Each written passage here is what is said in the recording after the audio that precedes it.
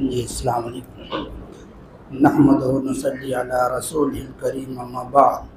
فاعوذ باللہ من الشیطان الرجیم بسم اللہ الرحمن الرحیم۔ آپ حضرات سبھی تقریر سنتے ہوئے آ رہے ہیں اور ابھی بہت بڑے مولانا یہاں ہمارے استاد محترم مفتی اسلم صاحب بھی تشریف فرما ہیں، اور مولانا حلیم اللہ صاحب مہاراشٹرا کے صدر، مفتی سعید صاحب مفتی مہاراشٹر، ان سب کی تقریر سے آپ لوگ افادہ اٹھائیں گے۔ میں نے حضرت کے انتقال کے بعد قاری عبد الرحمن صاحب نے کہا کہ آپ کچھ بولیے گا، تو میں نے ایک محنت کی ہے، ایک جس کو مرثیہ کہتے ہیں، خاص طور پہ مفتی حفظ اللہ صاحب کی بھی مرثیے بہت سارے اس پہ موبائل پہ رہتے ہیں، تو میں نے بھی استفادہ کر کے لکھا ہے، وہ میں بہت ہی آسان لفظوں میں اس کو ذکر کروں گا، آپ لوگ ذرا غور سے سماعت فرمائیں۔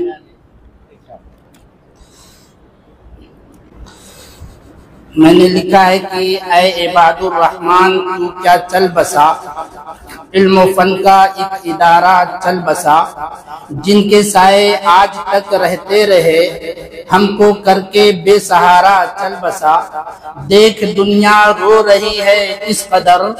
تو ہنستا مسکراتا چل بسا، تیری لے میں گا رہی تھی بلبلیں، کر کے تو ان کو بھی گونگا چل بسا، چومتا تھا جس کی پیشانی ملک، علم و فن کا وہ ہمالا چل بسا، جن کے غم میں ہے جہاں ماتم کدا، آج وہ غم کا مداوا چل بسا، عمر بھر رحمتوں کے پھول برساتا رہا، کر کے محفل کو اندھیرا چل بسا، ایک مسافر تھا سفر پورا کر لیا، کل نفس ذائقۃ الموت پڑھتا چل بسا، کر کے دنیا کو نصیحت آخری منزل گیا،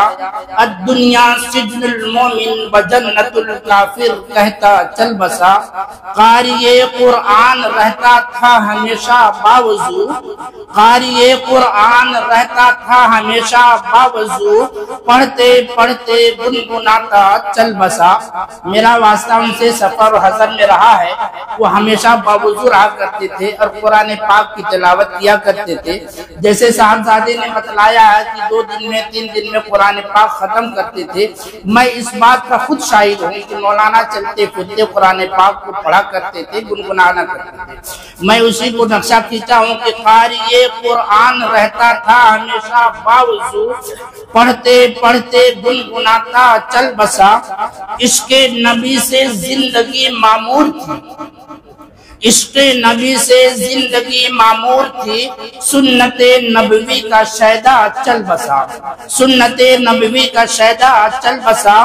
جن کی خوشبو سے معطر ہے جہاں، جن کی خوشبو سے معطر ہے جہاں، عظمت قرآن کو سینے میں بسایا چل بسا، عظمت قرآن کو سینے میں بسایا چل بسا، خلوص و للہیت تھی، خلوص و للہیت تھی اور ریا سے پاک تھا۔ آپ لوگوں نے ابھی تقریر میں سنا کہ للہی خلوص کا اتنا پیکر تھا کہ کوئی بھی چیز کسی کے سامنے کبھی جو ہے ہاتھ نہیں پھیلایا، یا کسی کی ضرورت اپنی ضرورت کسی کو پیش نہیں کیا۔ اتنی بیماری کی حالت میں بھی بچوں نے ان کی خدمت کی، لیکن کسی سے وہ عرض نہیں کیا۔ اس کو میں نے یہاں ذکر کیا ہے کہ خلوص و للہیت تھی اور ریا یعنی دکھاوا ان کے اندر بالکل نہیں تھا، اور ریا سے پاک تھا، اللہ اللہ کہتا کہتا رب کا مہمان چل بسا، خلوص و للہیت تھی اور ریا سے پاک تھا، اللہ اللہ کہتا کہتا رب کا مہمان چل بسا، ایک نہ ایک دن سب کو جانا ہے وسیع، ایک نہ ایک دن سب کو جانا ہے وسیع، آج جیسے رب کا شیدا چل بسا۔ کل نفس ذائقۃ الموت کا کہہ لیجئے ترجمہ ہے کہ سب کو موت کا مزہ چکھنا ہے، ایک نہ ایک دن سب کو جانا ہے ہے وسیع آج جیسے رب کا شیدا چل بسا، یا رب تو ان کی ہر خطائیں بخش دے، یا رب تو ان کی ہر خطائیں بخش دے، چھوڑ کے ہم کو جو روتا چل بسا، چھوڑ کے ہم کو جو روتا چل بسا، ہو منور قبر ان کی یا خدا، ہو منور قبر ان کی یا خدا، جو زمین کا ماہ پارا چل بسا، ہو منور قبر ان کی یا خدا، جو زمین کا ماہ پارا چل بسا۔ تھوڑا سا میں نے نثر میں لکھا ہے، ذرا وہ بھی دیکھ لیجئے کہ عروس الولاد بمبئی کے ہر دل عزیز عالم دین بزرگ امام و خطیب فاروقیہ مسجد جوہو گلی اندھیری کہ مرگ ناگہاں نہ صرف اندھیری بلکہ اہل بمبئی اور وطن اصلی جہاں پہ وہ رہنے والے تھے سنت کبیر نگر اور تمام امن و صداقت پسند لوگوں کے لیے ایک ایسا عظیم سانحہ ہے جسے بھلایا نہیں جا سکے گا۔ آپ یوپی کے مشہور تپا اجیار کے گاؤں چھپیا پوسٹ سالے پور ضلع سنت کبیر نگر کے ایک زمیندار گھرانے سے تعلق رکھتے تھے۔